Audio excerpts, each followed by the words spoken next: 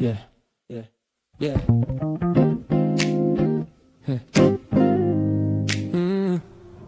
Yeah. It's percolating. Good morning. Yeah. Good morning to the people on Facebook. Good morning to the people on IG.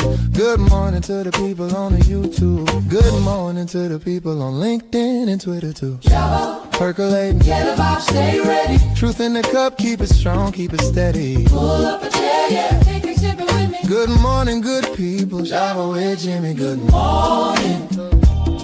Good morning. Yeah, the love percolating. Love percolating. Java with Jimmy. Good morning. Good morning. Good morning. Yeah, yeah, yeah. Good morning.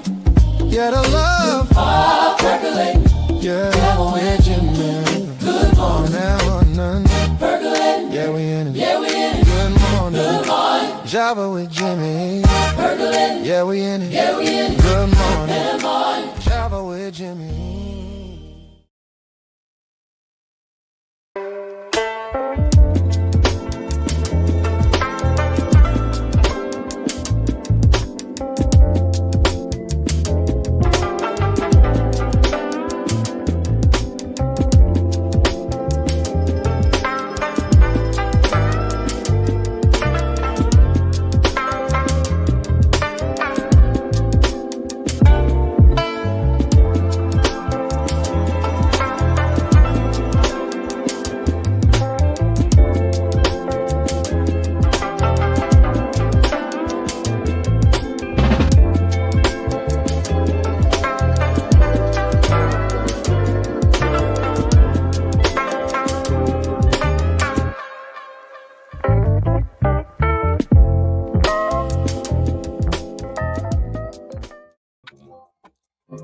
Good morning.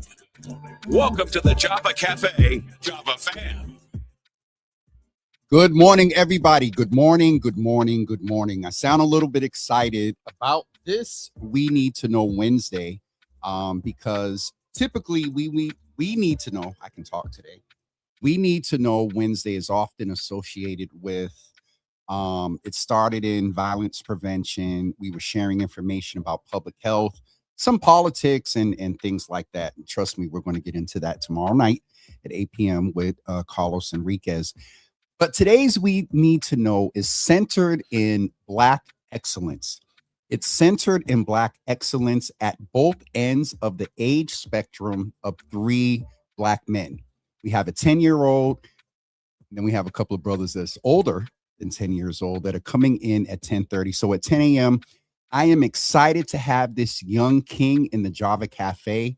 And as much as I ask you all daily, follow, like, and share, I really need you today to share this episode. Tag some young people, tag people that you know that work for the MBTA, tag everybody. And so we can get this young man a bunch of views as he is my guest on the show today. Again, welcome to the Java Cafe, and I'm about to introduce to you all who I'm talking about.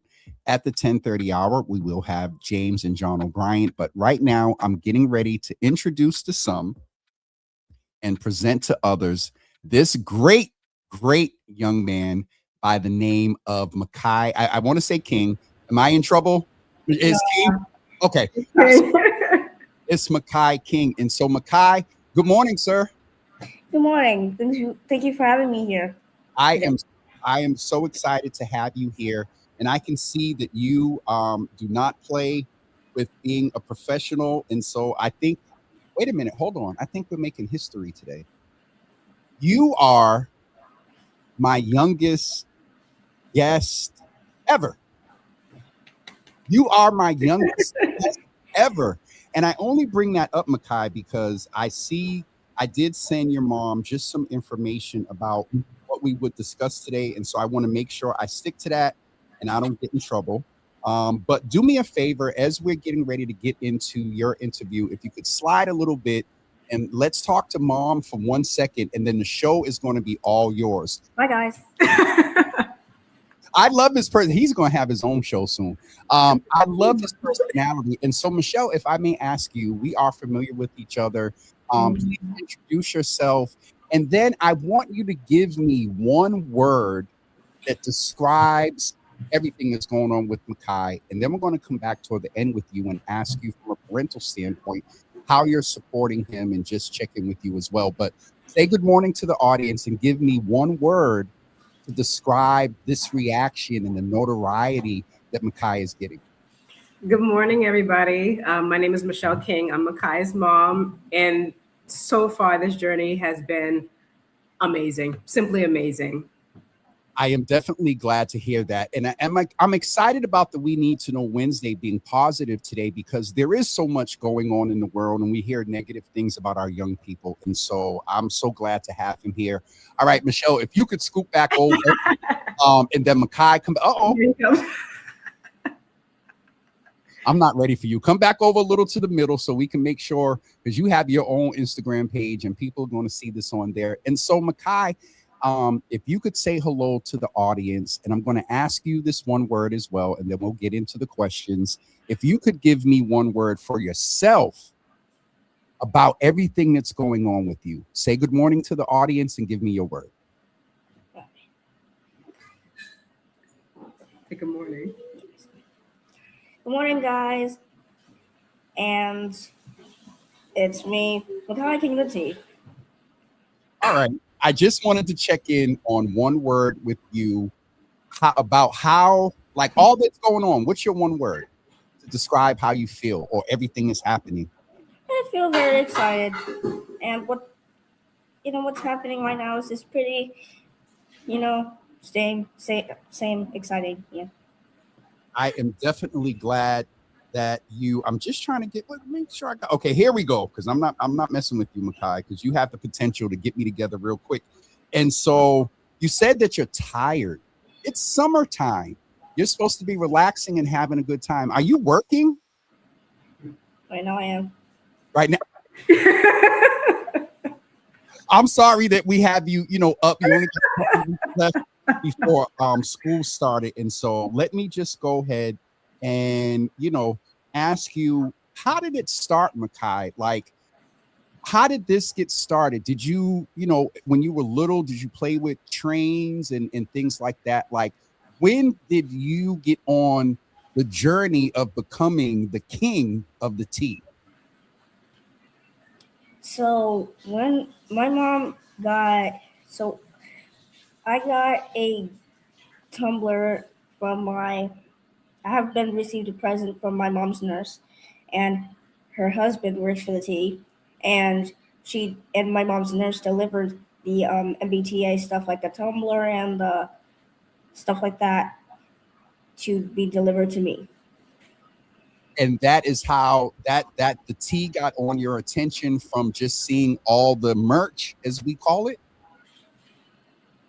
Okay, yeah. Kind of, yeah. So he really loved it when he was 3 years old. We would go out and he would be excited about the train. He'd be like, "Oh my gosh, it's a commuter rail." Oops, sorry. You're good. Look at the in his own little way. He's like, "Ma, you need to be over right." here." He's like, "You need to get in the camera." Yeah, when he was 3, we noticed that he loved the public transit. So I'm coming. He loved the public transit and didn't really think too much of it. And then he got an iPad, I want to say when he was like 7 years old. And he started looking up the model trains. And he told my mom, he's like, "Yeah, they have a website." And he's like, "Can you get me some?" So my mom and my brother bought him all the trains.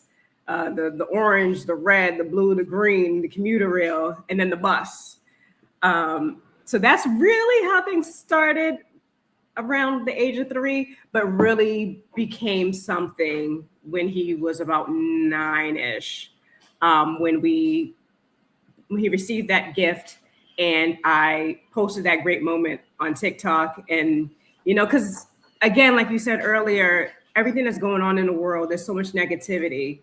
And for someone to think of something like that, something so little, really made his day and really made him come out of his shell. And then he's like, "Hey, Mom, I want to keep doing TikToks." Come out of my commuter rail, actually. Yeah, he's coming out of his commuter. I'm not messing with him. Oh my goodness. So Makai, you can lean back in a little bit in the censor, and So it started 7 years ago. You're 10 years old now. And like, what is it like to be known as? Did you get, now I'm going to ask you a question. I know you can handle this. Who gave you the title of King of the Tea? Did you give it to yourself or did someone else give it to you? Someone else gave it to me, and my iconic name came from my mom, so you can ask her that question. Now, Makai, you heard me earlier before we went live. I said that you were going to be the main guest, and you throwing it to mom. All right, Michelle, come back over a little bit. Why don't you tell me the whole story? I don't know much about it.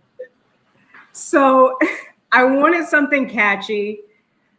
His name is already unique. Makai is already unique.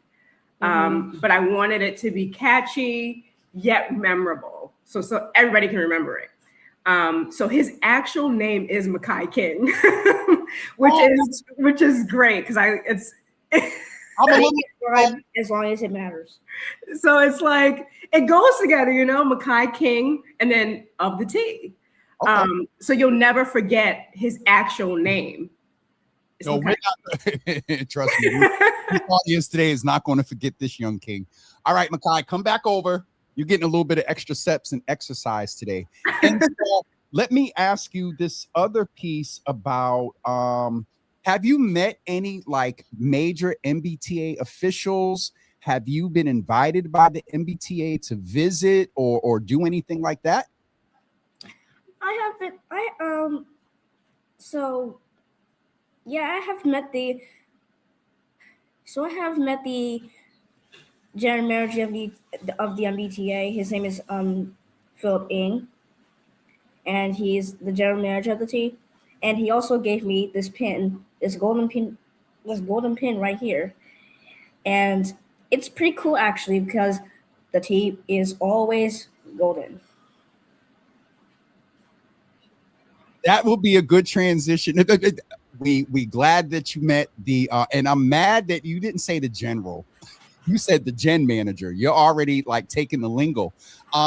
So you said the tea is golden, but at the same time, I'll say it like this: you want to help it shine better. I understand you also have some suggestions for making the golden tea shine better. What are the suggestions that you have given either to the gen manager or someone? You got a list? Yeah, I got this. All right. Listen, the show is yours. Go ahead. Give us the whole list. Okay, I will. Sit up, speak up. Every station needs to be accessible so that everybody can join in like the MBTA, and for people that has disabilities or non-disabilities, and they should continue with free Fridays on the commuter rail, and there should be TVs on the back of the seats of the commuter rail, even if you're on seats like there's 2 seats back, 2 seats front, like the other way or another. You're gonna have to have the TV right on the right, and there should be screens on the buses of the seats of the bus routes, so that they know where they're going. That's it. That's it. So that's how you want to help the tea shine with now that you have the gold lapel pin there. Did you share these suggestions with the general manager? No, I didn't. You did. And do you plan to? I did. Okay. One other question that I want to know, and I know the audience may want to know as well, what do you want to be when you get older? I would think a train conductor. I would think a pilot. I would think something in transportation. But that may not be the case. What is it that you want to be for your job or full-time career when you get older? Or what business you want to start as an entrepreneur? What do you want to do? So I want to be an MBTA commuter rail conductor or engineer, because both of those are pretty cool things. Like you get to stand out as a conductor on the commuter rail, and you can neither drive you. And also, one thing about the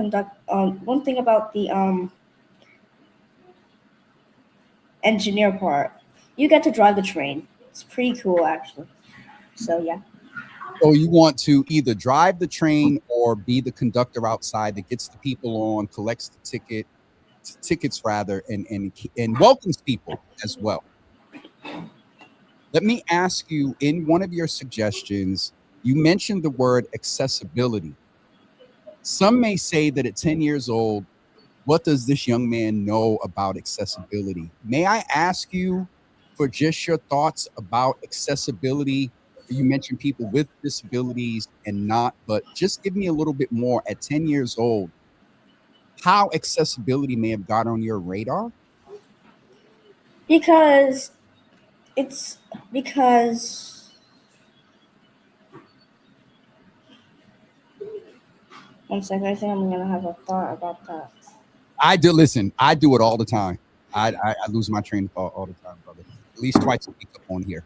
But what about that part is important to you? Why is that important to you? So that everybody can be included into the public transportation process. Absolutely. I got a couple more questions for you, and then we're going to scoot your mom back over because I would like her to just share some things with parents. The one of the other things I wanted to ask is, what would you? Your mom and I mentioned, and I presume to some level, you may see some things on social media sometimes that may not be as positive. If I could ask you to share information, if every young person across the world was watching this, what would you share with them about staying positive as a young person? I would rather say do not follow the crowd, and as long as they're being kind, because yeah. So and also be yourself, be yourself, and start yeah, and also be careful online because it can be dangerous. And like stuff like that. Like you see in movies, the top of movies, it either says violence or stuff like that. So you're gonna have to be careful online. And it's interesting because you say be careful online, and I understand what I just asked you about social media. But when I heard you say online, my first thought was, oh, he's saying be careful getting on the train on the different lines. But I'm sure you agree with that too about being careful, on the T as well. Yes. Makai, we're going to come back and have you close out in a couple of seconds. But if you can let mom scoot over, because I would like to ask Michelle, how do you handle? You can obviously see that this is a gifted, well-articulated young man for 10 years old. He knows this stuff. You as a parent, how are you supporting him? And I'll say protecting him, because it's a balance. It's a balance. Letting him live his dream, but then also understanding he's 10 years old and with notoriety and being a public figure, there's a lot of stuff. How are you parenting this wonderful king? Yeah, of course. So it is a lot. It's a lot, but his father and I ensure that every opportunity that comes is thought over between, his father and I, and agree upon it and get a lot of details in regards to events that he's invited to. A lot of children and I want to say young adults would like to ride the T with him. I am working on something in regards to making sure that we can have that happen, but also making sure that it's safe, and making sure that others are safe, and not only others, but Makai is safe. And I think raising Makai has been great, obviously. You got his sense of humor, and that's always been him. And when it first started out, so Makai was diagnosed with autism last year. And he was very shy to himself. He's not this right here as he was last year. He was very, again, to himself, very quiet. But during this journey, it has helped him gain his confidence. He's speaking out more, the way he forms his sentences. So I think as a parent, finding that passion that your child has and building upon it and encouraging it and helps them in general. Again, he struggled with confidence, and he gained that through learning about the MBTA, about me helping him, about his father and I helping him, and making sure that he understands what's going on. And then also with accessibility, that's we talk about that a lot as well at home, accessibility, and making sure that everybody is, for one, treated equally, and that everybody can ride the T safely. So yeah, it's been great. It's been great, and parenting him has also been great. So my advice to other parents is, if your child has a passion or has something that they love, definitely do your research about it. Because I grew up in Boston, and I didn't know half the history of Boston. I didn't even know that Boston was the birthplace of the public transit in America. I didn't know that. But doing it for myself to help him, it's helped the both of us, so definitely if your child has a passion or something that they love, build upon it and make it something that would ultimately help them. One of the things that Makai spoke to was online safety. How do you allow, he has a device, obviously you mentioned the iPad. How do you monitor, if you will, his, he can be intended on one site to go one place, and then sometimes, how do you just, if you can share, how do you monitor his online activity? And Makai, I'm just going to name, have a persona of enough that I know you are in this, just sitting here talking about me. We're going to come back in a minute. We're going to come back in a minute, but I wanted to make sure that your mom shared some things with the parents, so other young people like you that want to do things and have dreams, that they can get some advice how to support them. So Makai, we're coming right back with you before you get to speak to some great young men as well. So Michelle, how do you monitor his online activity? So prior to Makai getting devices, like his father and I had a conversation about what devices we want to have and how we are going to make sure that everything that he does, his sisters do, are monitored and that we can see it. So they do have Apple tab. Hold on, because everybody knows I'm an Apple guy. Yes, ma'am. and they have iPhones. So parental guidance is like on another level on his phone. Like he knows, and we've had conversations as well. He knows what he can and cannot look at. And we monitor their phones. We look at what their history. We can actually see on our phone, like if they try to download a game, they can't download it because it has to ask us to download, like ask me for my password to we take it a whole nother level, because this world is this world's crazy. So we try to make sure that everything that we do, for one, is intentional, and two, it's safe for him. He also knows as well what's like good and what's bad. And if he has a question, he knows to come to his father and I and be like, hey, what about this? And then we'll either say yay or nay. So yeah, that's how we really monitor things, just to make sure that he is safe and online. Thank you for being transparent about how you're raising him, and also noting what I say is a unique ability to learn and focus in this space. I also am glad, and Makai, you can y'all can squeeze back in now. I have to let Ma hug you a little bit and whatnot. One last question for you, Michelle. Are you ready for his tweens and teens? You could have, because at 10, and he got the quick gift of wit. Yes, he does. So I don't know. I mean, yes and no. Makai's very respectful. And I don't really have much of an issue, with it. Like, he's all about faith as well. So like, I don't really, I don't know. I think we'll be okay. I think we'll be okay. All right, Makai, come a little bit more in the center as we get ready to wrap up. And there's some young men that are going to come in and say hello to you. And so honestly, Makai, like, are you do you think that what more do you want to do with this title of King of the Tea? I know some young people want to ride the tea with you, but from now until you're old enough and finish training to be a conductor or engineer, what are some other things that you want to do?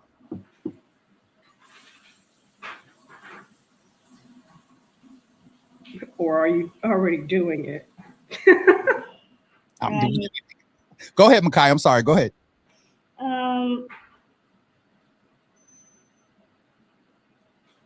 So Is there more things that you want to do? I'm actually good with this right now. You good with this right now? All right. I mean, you have a lot more time to do other things and explore things and whatnot. And so we're going to get ready to wrap up. And I just really wanted to say, Makai, how proud of you I am for being a young Black man. Your mom said that you are respectful. You have a very unique gift, and the history that people will learn about the tea. You taught your mom that, this was the first city for public transportation. And so that is definitely awesome. There's a couple of young men. One is here that I'm going to get ready to bring in. And I asked you earlier, were you familiar with the John D. O'Brien, which is the school like right next to Madison? And so one of the sons of Mr. O'Brien is here. And James, I don't know if you had a chance in the background to kind of listen in to Makai. Of course. I'm going to allow you to say good morning to the audience. And then John, your twin, just popped in. Did y'all purposely wear the same color? Okay. Yes. I want to allow you, James, first to just say hello to Makai and give him some encouraging words. And then John as well. And then we're going to let him go so he can probably go out and take a ride or work on his next big project. But James, please go ahead. Hey, Makai. This is James O'Brien. I'm the son of John D. O'Brien of the high school. But I want to say it's a great thing that you're doing, because history is so important. Because if you don't learn about who you are and where you're from and how things happen, it becomes a problem later on in life. So one of our goals is to tell everyone, as many people as we can, about who John D. O'Brien was and what he did for the city of Boston, because he's part of Black history in the city of Boston. And his name is on the school building, where there's 8 leaders on the school building, and he's one of them.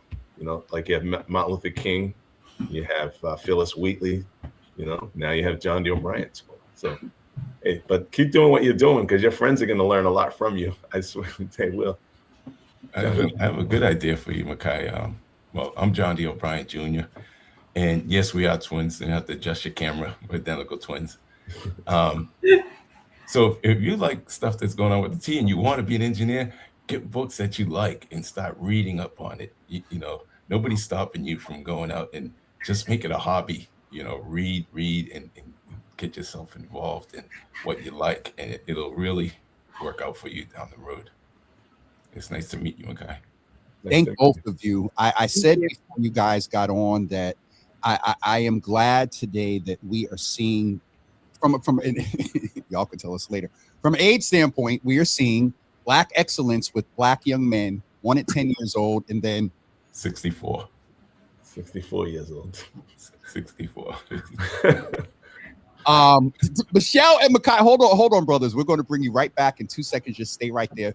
Michelle and Makai, I want to thank both of you for being here. I really wanted John and James to have the opportunity to meet this young man and he meet them.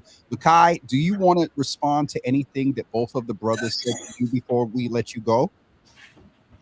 I would say, Say thank you. oh yeah.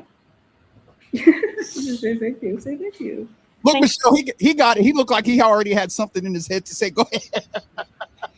I would rather say you guys keep up the good work that you guys are doing. Yeah. We will. Hey, nice to meet you too, Makai. I love that name. Michelle, I'm going to let you go. Keep being a good parent to this wonderful kid. Yeah.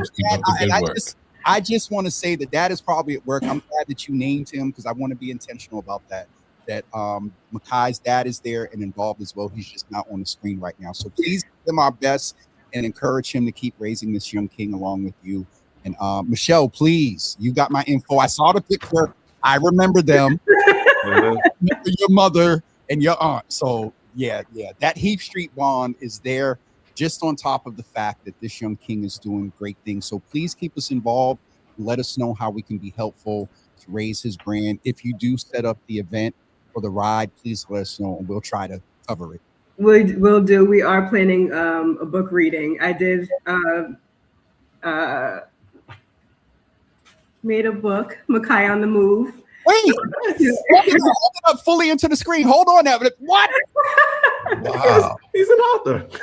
Makai on the Move.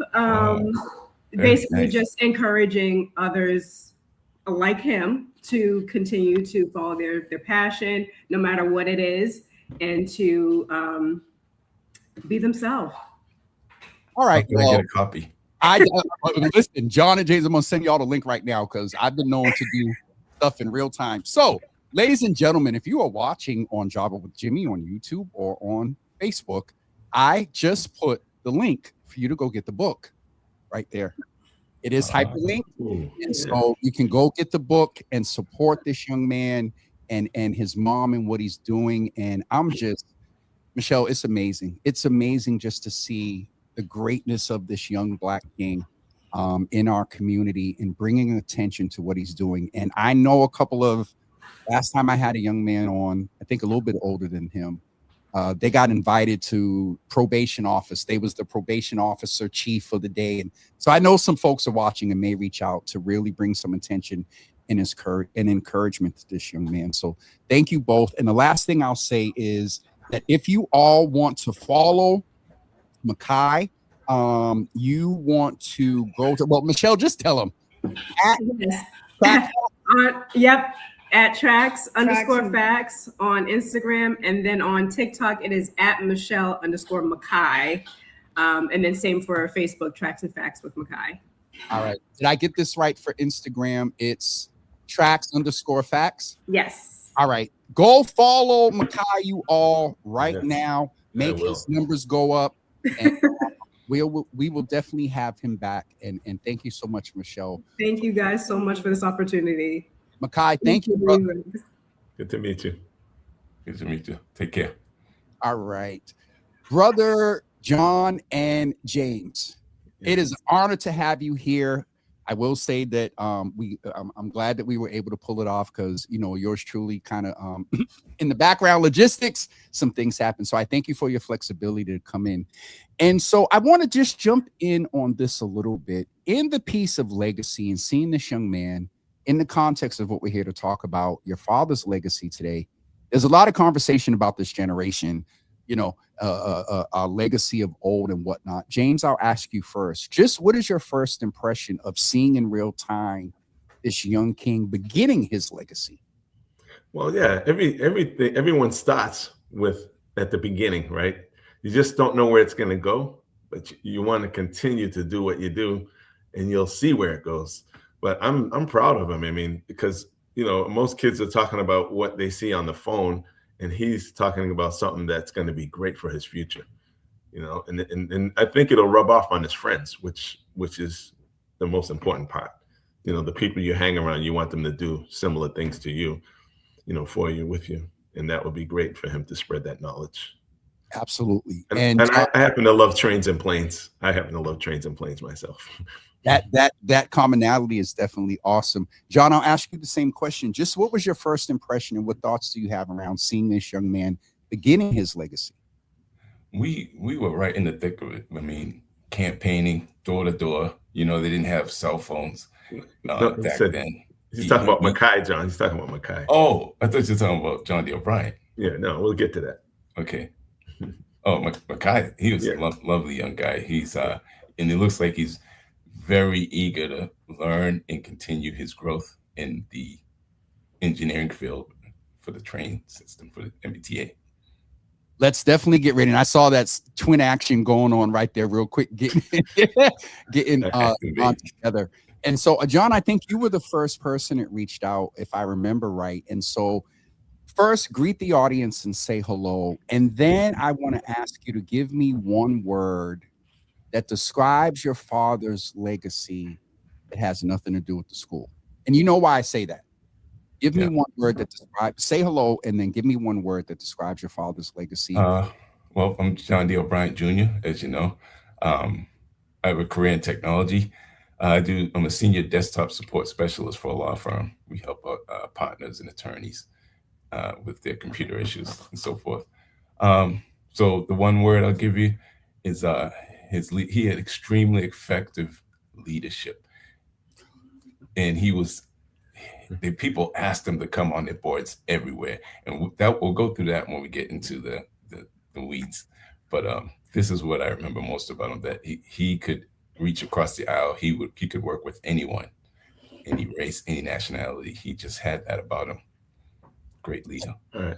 And James, as much as you were twins, I wanted to ask you the same question from your perspective. Do you have a different observation or one word about your dad's legacy away from just, and not just, because I believe that is major, to your point, Phyllis Wheatley, John D. O'Brien, and others.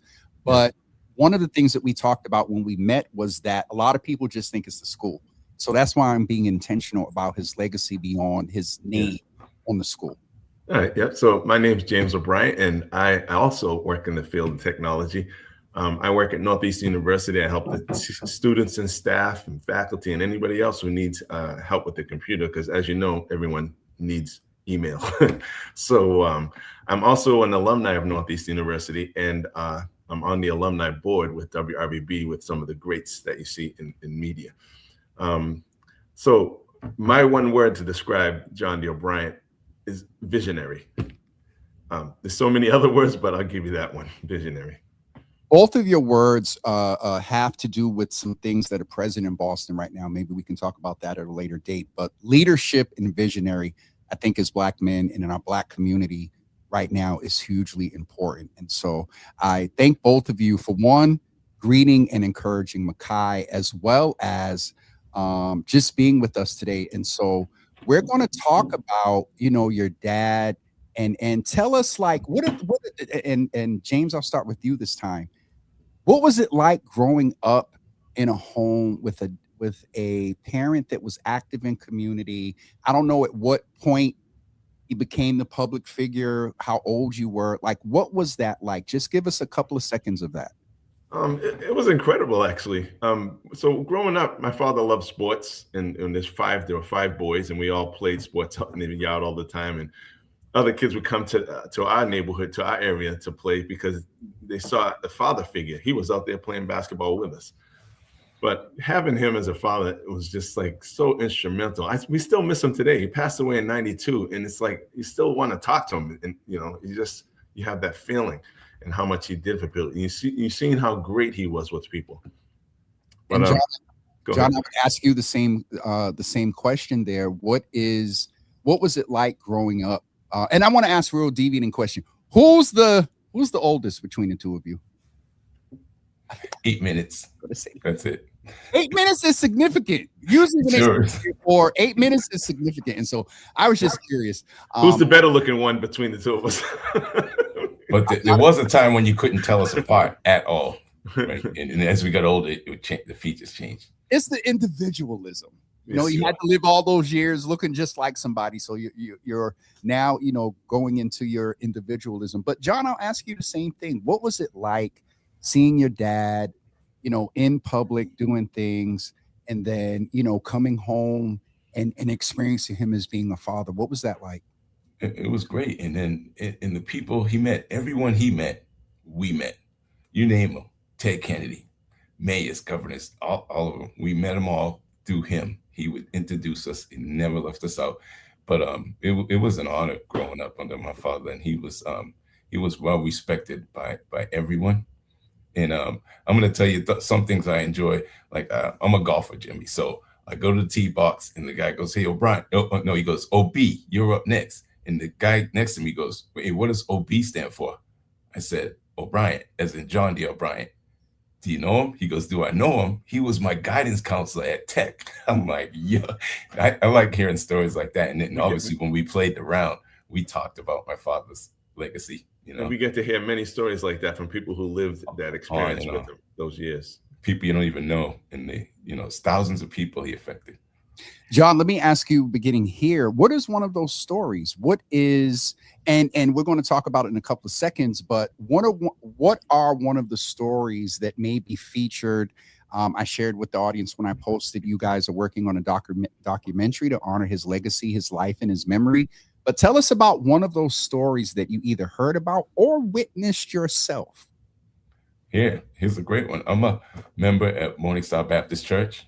Our pastor's Bishop John M. Borders III. I do the media ministry there. So I direct, and I use the robotic cameras for the church, and we stream it live. Well, anyway, Reverend Dr. Pam Gilead was talking to me, and out of the blue, we were talking about something. I said, yeah, because my father, when he got in there in that school committee, he straightened him out with that busing. And then she just stopped and she said, wait, is your father John D. O'Brien? I said, yeah. But mind you, I've been going to the church for years, and you just don't know people who knows what, right? And this is how this came on. And she said, your father was my mentor at Dimmick Community Health Center. He helped me before when I got started, and now she's a reverend and a doctor. At Dimmick, he had 100% job hiring rate. So when he trained these people in the health field, they went out and they got jobs. And she was so grateful. She was in tears almost just knowing who she was talking to. That was one of my stories. James, what's one of your stories that you may have witnessed? You all are twins, but I'm sure at different points, one couldn't go, one was playing sports, you was with them or something. What's one of your stories that stands out to you about your dad? So I met someone, and they heard who I was, and they said, oh, I remember your father. So I lived down Eggleston, and we had a dumpster that wouldn't move, and I was trying to call the city, and they would not move the dumpster. And as you know, dumpsters, if you don't empty them, the rats come around. He told my father that, and the next day that dumpster was gone. So he was really in tune with what the people needed in the city, and we really need some people like him right now in this in these political times. That is a good segue, James. I want to ask you kind of off the cuff question, but John's word, I believe, was leadership, and your word was visionary. Yep. We're in very interesting times in this country. We're in very interesting times in this city when it comes to Black leadership. James, what of your dad's era and where we are now, can you give me a little bit of some commentary in talking about present day leadership and vision for the Black community here in Boston? What are your thoughts? Well, as you know, in the 60s and 70s, Black people were more together, as far as, okay, we're going to do this, we're going to do it this way. Because I think most people were on the same page. They weren't off on their own jobs. They weren't doing other things. They were all together saying, we need to fight the power, And so most of the people around him were on the same mindset. I can name names like Mel King, Byron Rushing. It goes on and on. There were so many greats, and they're getting older and aging out. As Gloria Fox just passed away, there were so many great, and they all work together well. But now we don't see that connection of everyone like working together and trying to make things happen together as a community. And that's one of the things that my father was big on. He was in a program called he created the Black Political Task Force. No, not that one. Where they get votes, John. They say, okay, you want, that's what it was, the Black Political Task Force. Hold on. I'm just going to let you, hold on for 1 second. Y'all go ahead. Right. The Black Political Task Force was formed by Mel King and John D. O'Brien. They said, if you're running for office and you want the Black vote, you got to come through us to get these votes. So they were on one accord. Like, you're not going to just go in the office and not help the community out and not help people out. This is what their thing was. So if you want these votes, do what the community needs. And Doris Bunty was big on that and creating that too as well, John. We left out Doris Bunty. There were some greats in Boston. Oh my goodness. Richard Taylor. Oh my God. Mr. Taylor he was his campaign manager, but he was so much more. The real estate Richard Taylor now? Yes. You still talk to him. I was just on Martha's Vineyard. That's where he stays. I was at a Black alumni reunion for Northeastern, and I saw Richard walking through. I said, "Hey, Richard Taylor, what are you doing here?" Blah, blah, blah. I live here. So we were talking about my father, And he was my father's campaign manager when he first made it onto the Boston School Committee. You know, before 12 people ran and no one could get on. And even my father lost the first time because they did not want to give up that power. And my father got on the board, and Richard Taylor said to me, he goes, you know why your father was so great? Because he was a counselor and he knew how to deal with people. And even white folks gravitated towards his leadership. And that's, they miss that a lot. And I miss that a lot too as well. But that was in 77, that picture. I was just going to ask if John, since you started, give us the context of this picture here. This was when we first won and got on the school committee election night in 1977. I'm telling you, but here he ran in 75 as well, and he didn't make it. He came up 1,100 votes short. And look, we saw WGBH had Basic Black. They wanted to show Richard Taylor and other Black politicians discussing why they can't get into office, right? And our father was on there with them. Our father was yes, yeah. And then they went around and asked each contestant, and my father's well, I don't think I can go this time. I can't promise you because $3,000 of my money is a lot of money because it costs money to run for office, and we know because we had to raise money. So Richard Taylor goes, we'll figure that out. Then we had to get back to Richard Taylor, like, well, who made the decision for him to run? Because technically he was done, right? And Richard Taylor said, well, we did. So Richard Taylor's a member of fraternity, Omega Psi Phi. They put up the money for my father to run for office, and he made history. As much as we're talking about your dad, and I know I see Richard around and we're familiar. I'm learning a couple. I didn't know Richard was a Q dog. Okay, Richard Taylor, Mr. Taylor, yeah, Mr. Taylor, yeah. Okay. I wanted to now go into. We have a couple of minutes left. I wanted to ask you about everything that you said today. You all now are working to encapsulate that in a documentary. Yes, sir. Wow. James, I'll ask you first. Why now? I've been familiar with John D. O'Brien for decades. Why now is it? And I'll also say, in the context of so much of our history that is attempting to be erased, and Boston has a very interesting history. James, okay. Why? Quickly, let me mention that I visited Ghana in 2024 with the Black alumni group from Northeastern University. So we go over there to visit, and you learn about other people's culture. And one of the things they have is called the Adinkra symbols. And this is like the Akan language in Ghana. And each symbol means something different. But the most important one is called Sankofa. It's a bird like looking backwards, going back to pull people, retrieve knowledge from the past. That's what it meant. All right. So you could build a future successfully. And so by us telling his story, I want somebody 50 to 100 years from now to see my father's story. There's no one even talking about writing it, but we need to have it, documented. We're going to do a documentary. We're going to have people he grew up with, Richard Taylor. We'll interview them and we'll put them on a documentary so people can hear the story and how much they fought for the community and change things. All the schools in the country were segregated. Boston was one of the last places to desegregate the schools. And John has a good story about Garrity. The facts. Yeah. The Judge Garrity? Yes. Oh, now, y'all are 64. I'll be 55 in a couple of weeks. I remember. I know that name. I remember. Go ahead, John. So my father always had a saying, treat people how you want to be treated. Everything happens for a reason. And that stuck with me more. Like when whatever happens for a reason, like, and you try to figure out, why did it happen? Well, we wanted to figure out why Boston happened. Okay, yeah, we know things happened there, but we went back and I checked the facts.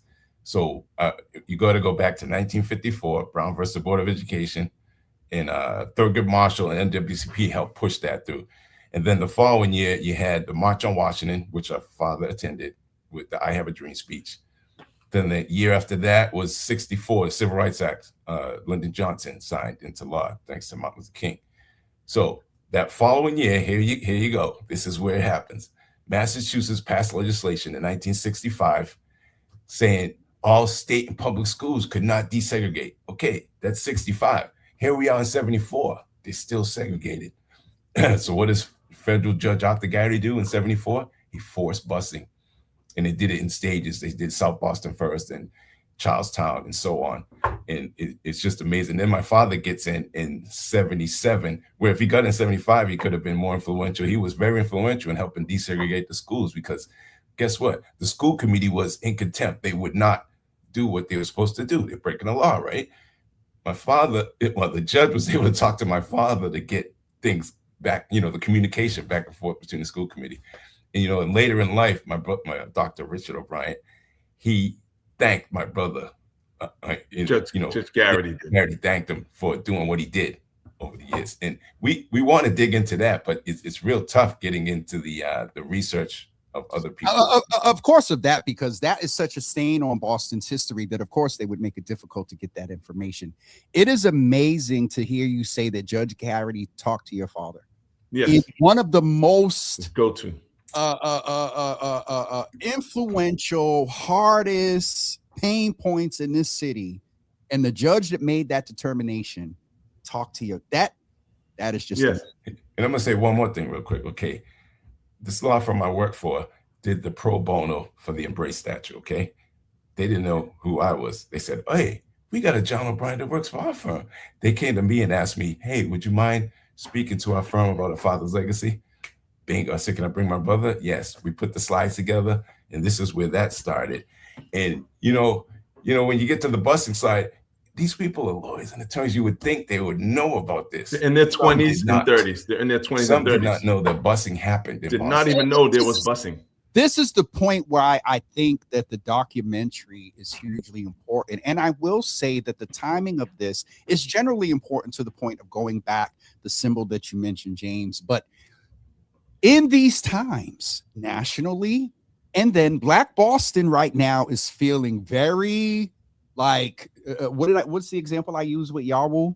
That we've come to the crosswalk and we're looking at a yellow light and we're trying to figure out what's going on with perceived powers that be about the economic development, the equity in education and health and everything like that. So the relevance of just in general memory and information, but then also because watching that documentary may spark a Makai to go out and ask questions. Well, how many Black people are employed as conductors? You know what I'm saying? Yeah, y'all don't got me started. I wanted to ask a couple of questions. Do you have a timeline? When can we expect to be able to go see this documentary? Now that may lead into the other part that we're going to get into, but do you have a timeline right now? Yes, we do. 2027. We're next year. Late. Yes. At the end, probably closer to the end of 2020. Mind you, we've been researching for the last 6 years. And we've interviewed Mel King, G. McGuire, Juanita Wade. We interviewed these people and caught Mel before he passed. You said Juanita Wade?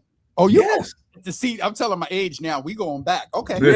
Yes. And other people in the circle that were very influential, and it's really worked out. We even got interviewed, me and my brothers. And that's going to be in the documentary, you'll see. So, hey, can I add in what you were talking about the history of them trying to erase it? Yep. So if you look this up, 12 states in the United States has it mandatory to teach Black history. Now, 3 of them just been removed. Florida, South Carolina, Arkansas. You're not mandatory to teach Black history. So when you don't teach someone about who we were and how great we were, they grow up to become doctors, lawyers, attorneys, and know nothing about the Black experience. And that causes a problem. It causes a roadblock. And we just need more Black history to be taught somehow. That's the teacher coming out of my brother. He's the teacher. Yes. As well. I don't know how we're going to get that done, but we have to, in order to take the hatred out of people's hearts saying Black people are no good, they need to learn that we are good. Do you know the GPS created by a Black woman, Gladys West?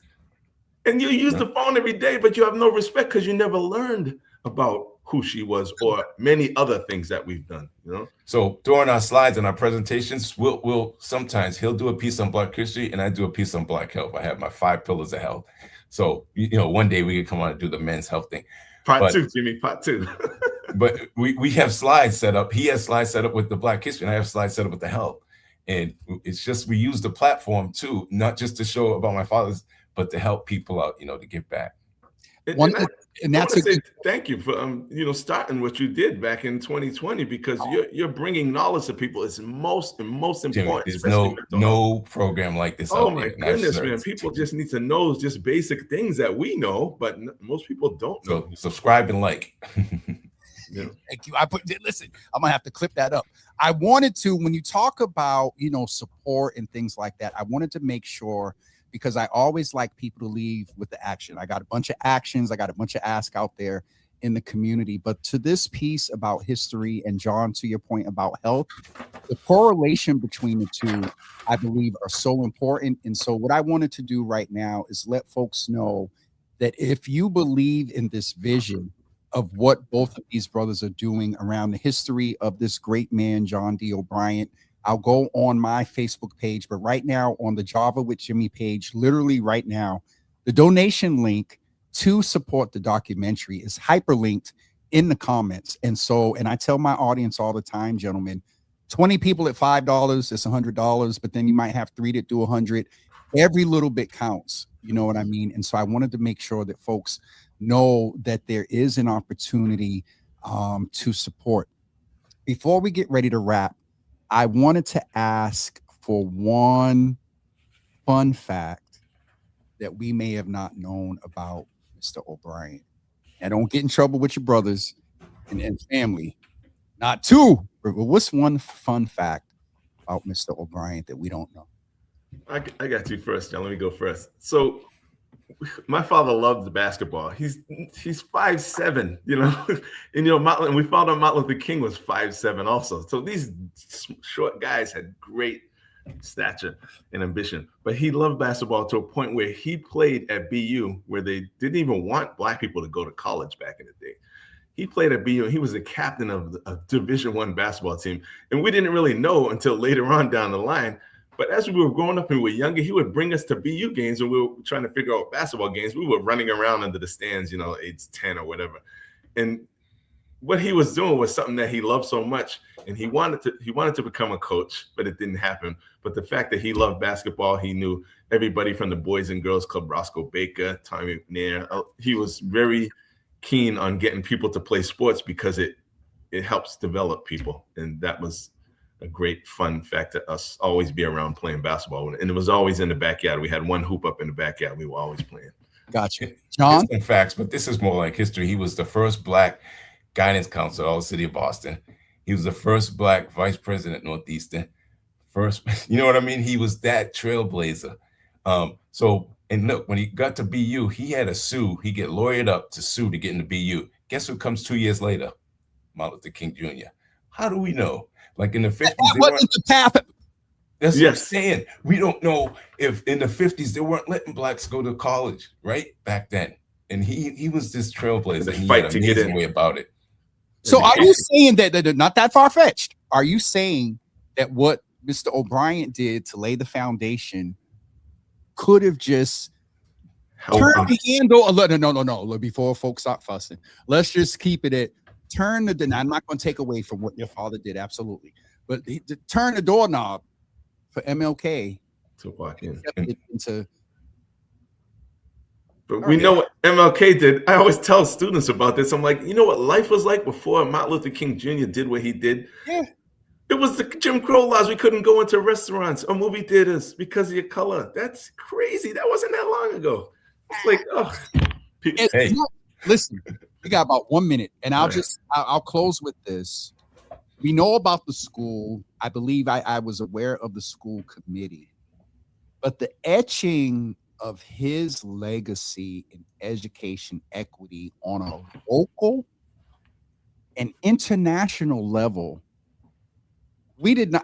I didn't know that, and the reason why I say international because MLK has been put up with the greats like Mother Teresa and Gandhi and things like that. So this is the point of like starting off with Makai as a 10-year-old to hearing the legacy of your dad is there's stuff I did not learn. I don't want to say too much more because we need to save some for the documentary. Yeah, one more quick one. He was on the National School Board for the country. He was chairman of the National School Board, and that was that picture with Jimmy Carter. I put that up as well. Just, man, it's so, and it's no, I think you all understand. It's no disrespect to having a black man's name on an institution in a city that didn't really want black people in certain parts of the city. That's huge. Can I add one more? It's so much more than a marquee. Can I add one more important fact? That he was so against what they were doing that we were getting phone calls of death threats. He had to have security outside the house to take him to work each day. Boston police. And then we found out as we got older that civil rights leaders, that's what they have to walk through the fire to help everyone else.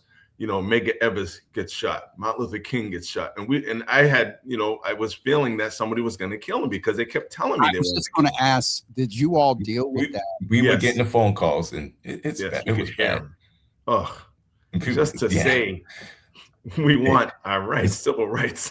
This is why we got to tell the story. It is important. And as much as you two smiled through that, I want to end on a good note. I know you're both in IT, but what is like for, I'll have the oldest start, and then James, you can close us out. What's life like today, John? Look how I got my career started. My father in '86 brings home an old computer, new, and if I got on it, I put my baseball cards on it. Before I knew it, something happened. I opened the back, and now I'm fixing the thing. This is before my career. It became a hobby. It was a hobby to me. And then in the 90s, I got work in it, and here I am, 30 years later, working IT, thanks to my dad. Absolutely. James? Yeah, so one of the proudest moments was they just put up an Embrace statue, and we go there, and they have 65 names around the Embrace statue. And those 65 names are people who work with Martin Luther King Jr. in Boston against the problems we had in our city. You can go there, and I tell young people all the time, go down there and walk around. It's free. You can take your phone out and scan the barcode, and it tells the story of each of those 65 people. So you can get it on your phone and just read the stories whenever you can. You don't have to read them all at the same time. And they were all from Boston. All these learn from these people, civil rights leaders. You learn from, Sankofa. You learn from the past. Go back and learn, and it'll make you successful. Their own relatives could be on that list. Yeah. I appreciate both of you being here with us today and for the opportunity to speak with Makai and taught us so much. Our friend Susie is in the room and saying, wow, so much amazing history. And I agree. I got to get off of here to get ready to get out of here. But I thank both of you. Keep us abreast. Don't forget, folks. And yes, I did put it on my personal page before you all get me. It's on James Hills, and it's also hyperlinked on Java with Jimmy. But just go and make a donation. And you all please keep us abreast of the drop date. And when it's coming out, so we can get that word out to everybody. We appreciate you letting us talk about our father's legacy. We appreciate it. We're grateful, Jimmy. We'll be staying up to date, and thank you all for your flexibility. And nice to meet you, Jimmy. Nice to meet you too. We're going to stay in touch. I got y'all's email address. Yeah, part two, baby, part two. Thank you all. And have a good day, man. Thank you. All right, have a good one. Bye. Listen, folks, I hope you really enjoyed today from the spectrum of Black excellence with all three of these kings, a 10-year-old and then 54 years across the span to two 64-year-old twins who, there's a lot of stuff about Mr. O'Brien that I did not have any idea at all.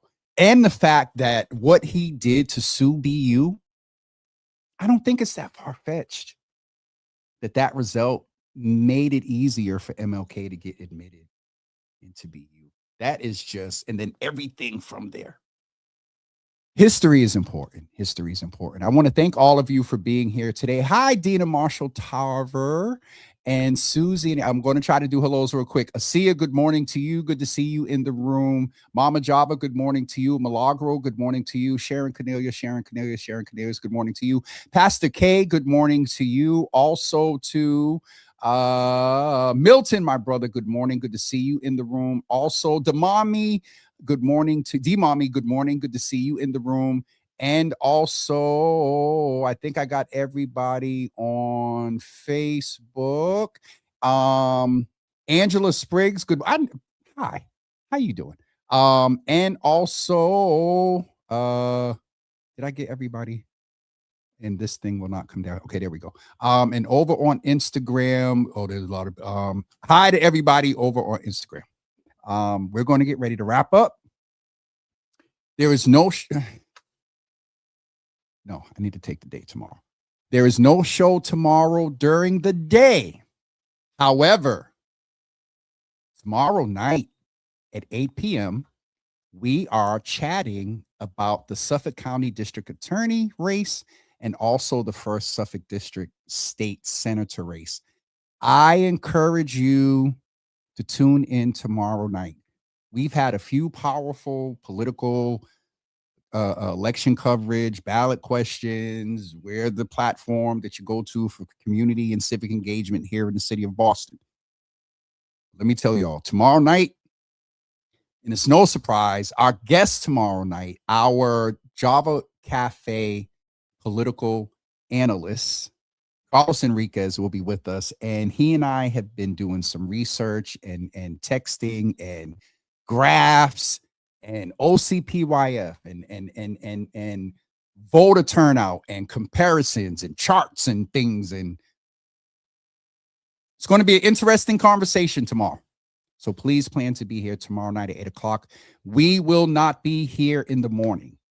As of right now, the only time we will be here next week, I have to actually just get a confirmation email. Right now, we're tentatively scheduled to come in just on Wednesday of next week. So that's it for me, everyone. Hope you enjoyed today's show. Please go follow Makai and go donate to the O'Brien Brothers Project. Just learned so much today. So thank you all for being here. This is what we do. So we're glad to be here. 6.5 years next month. Crazy. Have a great day, everybody.